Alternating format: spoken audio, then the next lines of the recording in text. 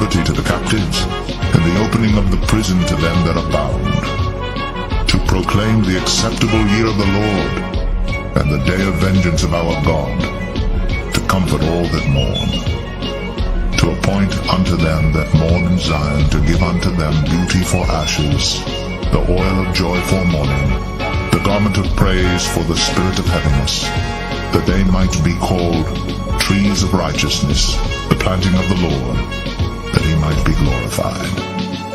And they shall build the old wastes, they shall raise up the former desolations, and they shall repair the waste cities, the desolations of many generations.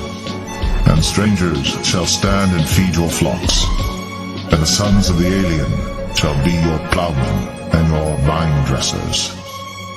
But ye shall be named the priests of the Lord. Men shall call you the ministers of our God.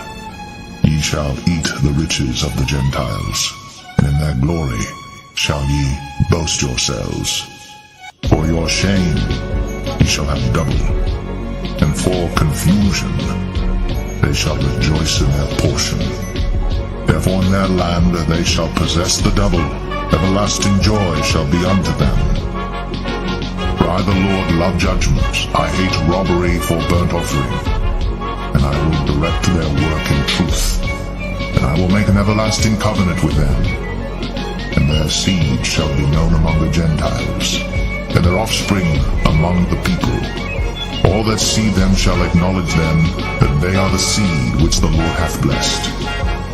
I will greatly rejoice in the Lord, my soul shall be joyful in my God.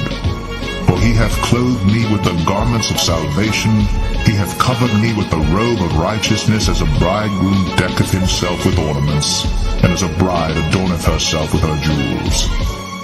For as the earth bringeth forth her bud, and as the garden causeth the things that are sown in it to spring forth, so the Lord God will cause righteousness and praise to spring forth before all the nations.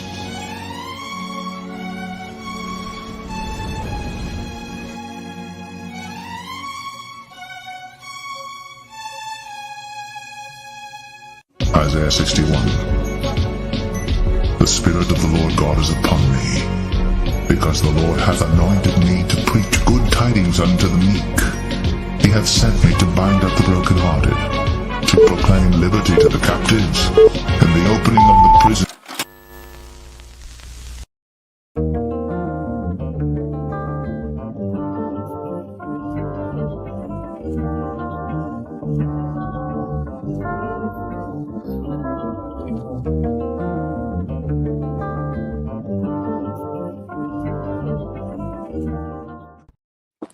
Dave, Shalom. It's your brother Yuanathon. First and foremost, I want to give all praises to the Most High, Yahweh, Bahashem, Yahushua, Bahashem Rakakadash. I want to give double honor to the apostles and the elders of Great Millstone. And I want to say Shalom to all the brothers and, of course, the few sisters who are pursuing this truth in sincerity. All right? May the blessing of election be upon your house.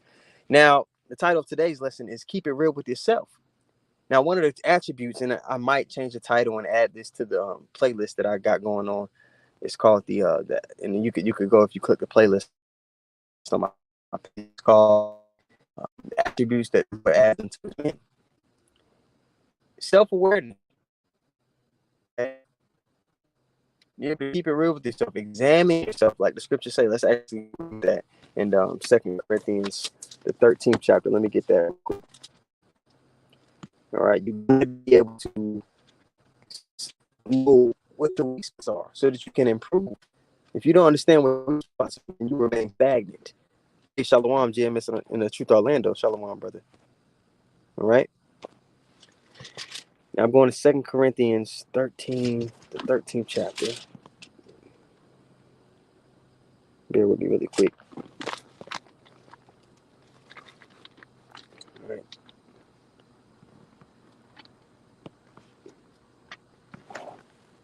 13th chapter and the 5th verse. All right, yeah. 2 Corinthians 13 and 5. It says what? Examine yourselves, whether ye be in the faith. Prove yourselves. Know ye not your own selves. So you got to be self-aware. What do you need to improve on? Is it hard for you to take correction? In my short time being in the truth, I've seen, brothers take correction well. They took it for what it was, and some took it and they felt challenged as a man.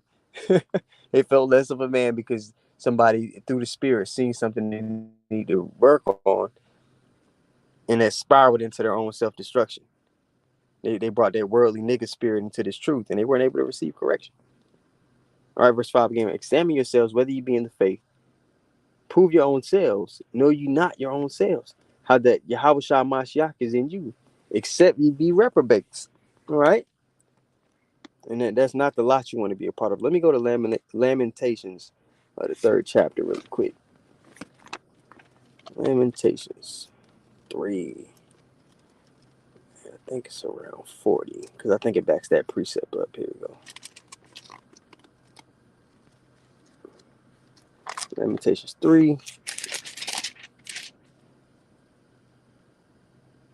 Yeah, Lamentations 3 and 40. It says, let us search and try our ways.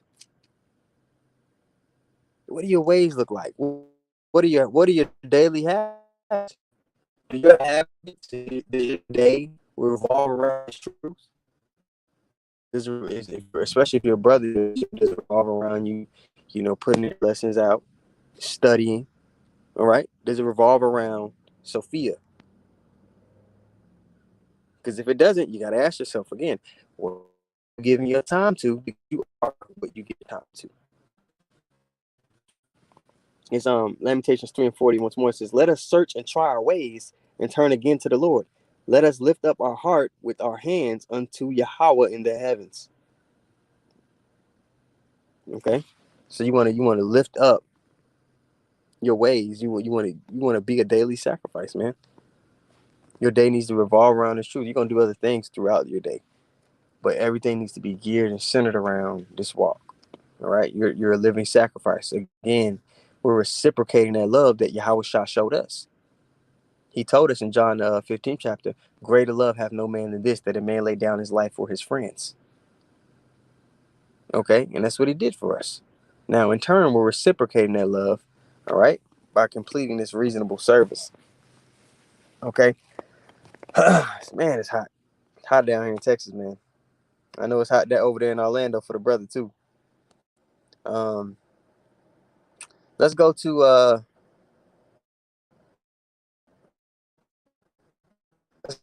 18:20 just to back up 2 precepts we just read, and then we'll go from there on the spirit from there. So 18, right? It reads, for judgment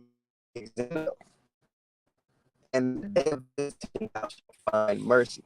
So it's told us, right?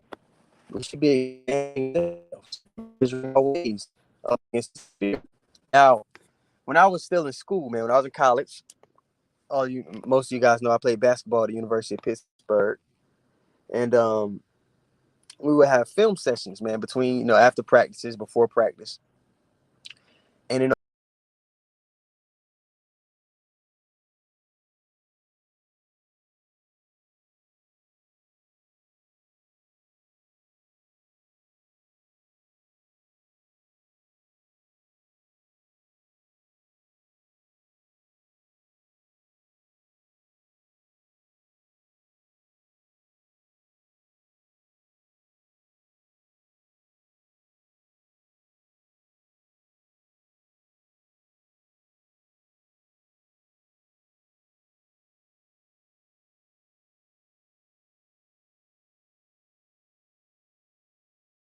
all right, Shalakia guys, I think my other phone overheated, so I got to switch over to this one.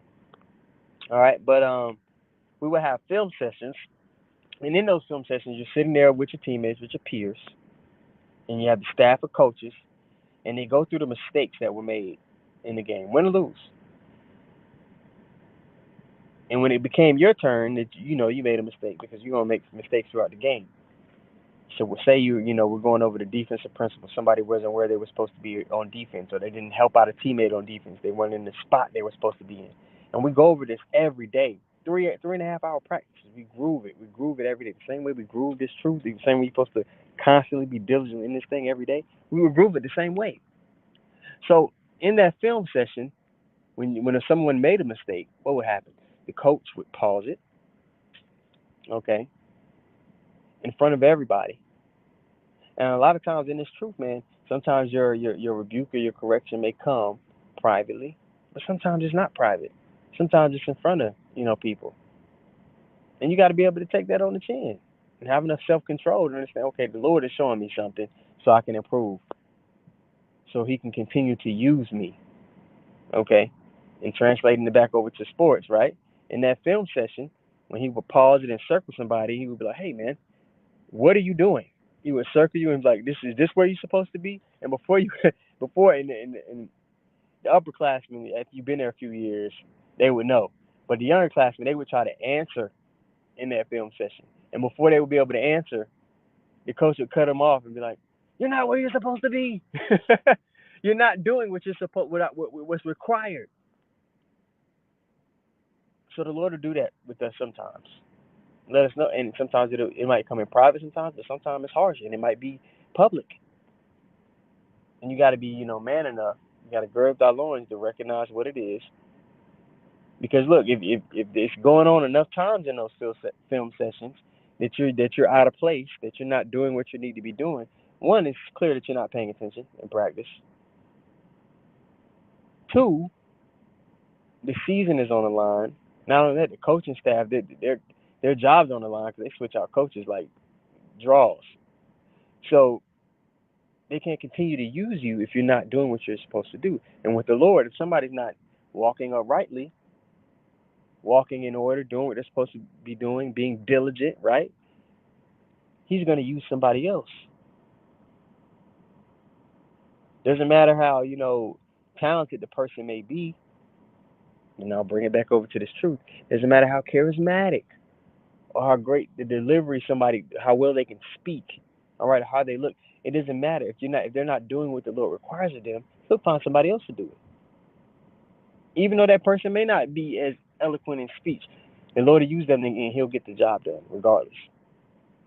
So with us, we got to constantly be examining ourselves and realize what the Lord is trying to tell us, because there's always, areas that we could grow in. And the Lord brings it up to your attention, but you just got to be in the spirit enough to listen and see it. And sometimes the Lord will have it come right up in your face because He'll have another brother tell you, So let's go to, just read that. Let's go to Proverbs, the 4th chapter. And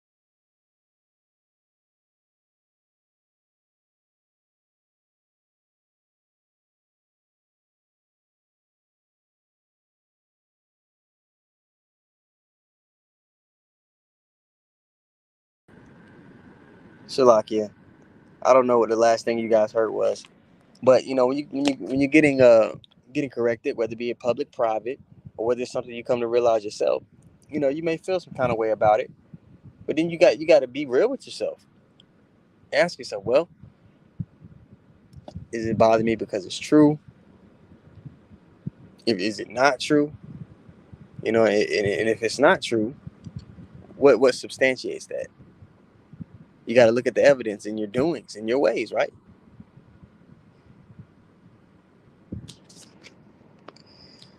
All right, now let's go to I'm gonna read that actually one more time. Sirach 32 and 17, because it's a characteristic of the world to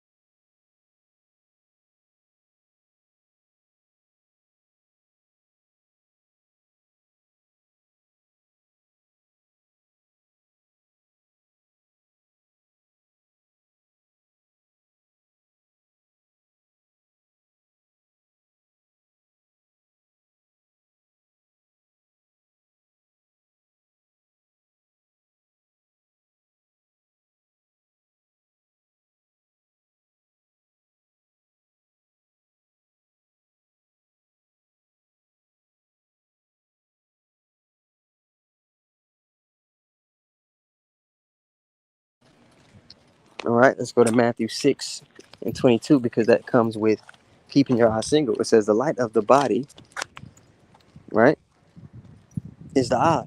Therefore thine eye be single.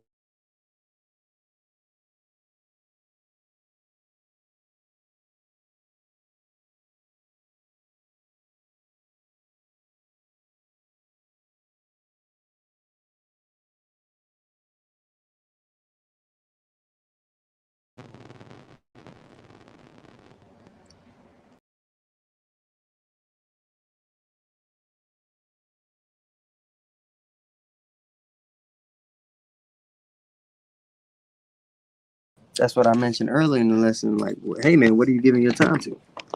Got to keep that eye single, right? So, it's just a quick lesson. My phone is continuously overheating, so I know it's been chipping out from time to time. So, but Lord willing, you got something from what the Spirit put on me to say. I want to give all praises once more to Yahweh, Bahashem, Yahushai, Bahashem Rakakadash. I want to give double honors to the apostles and the elders of Great Millstone. And I want to say shalom to all the brothers and, of course, the few sisters who are pursuing this truth in sincerity. All right, may the blessing of election be upon your house. All right, shalom.